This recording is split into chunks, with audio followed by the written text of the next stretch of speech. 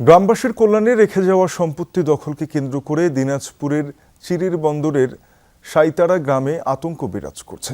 রাজাকুমার কৃষ্ণ নন্দী চৌধুরীর পরিবারের দেয়া এসব সম্পত্তির আয় হিন্দু মুসলিম সম্প্রদায়ের মানুষ ধর্মীয় উৎসব এবং লেখাপড়ার কাজে ব্যয় করত। অভিযোগ, বেশ কয়েক বছর ধরে একটি পক্ষ সেই সম্পদ দখলের চেষ্টা করছে।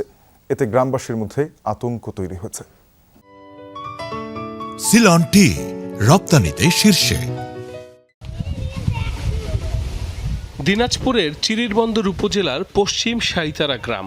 ব্রিটিশ আমলে ধর্মীয় উপাসনা, শিক্ষা ও গ্রামবাসীর কল্যাণে ৩১ একর জমি হস্তান্তর করে রাজা কুমার কৃষ্ণ নন্দী চৌধুরীর পরিবার। এরপর থেকে সেগুলোর সুবিধা ভোগ করছে গ্রামবাসী। অভিযোগ আছে, বেশ কয়েক বছর ধরে পার্শ্ববর্তী গগুরাতলী গ্রামের একটি প্রভাবশালী চক্র দান করা এই সম্পদ দখলের চেষ্টা করছে। কয়েক দফায় মারামারিও হয়েছে, মামলা গড়িয়েছে আদালত পর্যন্ত। অনেক অসুবিধার সাহায্য, মসজিদ, মাদ্রাসা, মন্দির সবাই এখান থেকেই আমরা পাই। গরিব অসহায় মানুষের সম্পূর্ণ আমাদের এখানে আইসে ২,০০০, ৪,০০০, ৫,০০০, ১০,০০০ করে টাকা দেওয়া হয়, অসুখ বিসুখে দেওয়া হয়।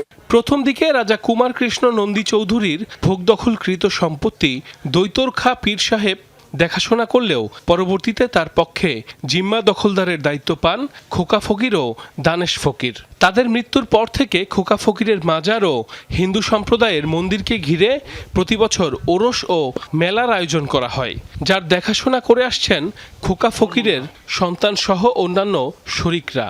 কিন্তু হঠাৎই পার্শ্ববর্তী গ্রামের হরমুচালি সাধারণ মানুষের জন্য উৎসর্গকৃত এই সম্পদ দখলের চেষ্টা চালিয়ে যাচ্ছে। তবে এ বিষয়ে অভিযুক্তের সাথে যোগাযোগ করা হলেও তিনি কথা বলতে রাজি হননি।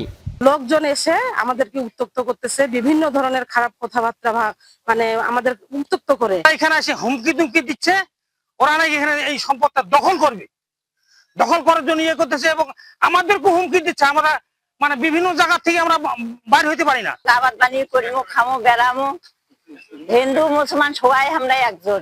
চিরিরবন্দর থানার ভারপ্রাপ্ত কর্মকর্তা জানান, উভয় পক্ষকে প্রয়োজনীয় কাগজপত্র নিয়ে থানায় উপস্থিত হতে বলা হয়েছে। বিষয় নিয়ে সমস্যা আছে, এটা নিয়ে আমি তাদের সাথে কথা বলতে চেয়েছি, উভয় পক্ষের সাথে, এবং তারা হয়তো আসবে আগামী ২-৪ দিনের মধ্যে হয়তো আসবে। তাদের সাথে আমি কথা বলবো এবং আমার সবচেয়ে বড় প্রায়োরিটি হচ্ছে আইন শৃঙ্খলা রক্ষা। আলোচনার মাধ্যমে দ্রুত সমস্যা সমাধান করে গ্রামের স্বাভাবিক পরিবেশ নিশ্চিতের দাবি স্থানীয়দের। সাইফ আহমেদ, যমুনা নিউজ।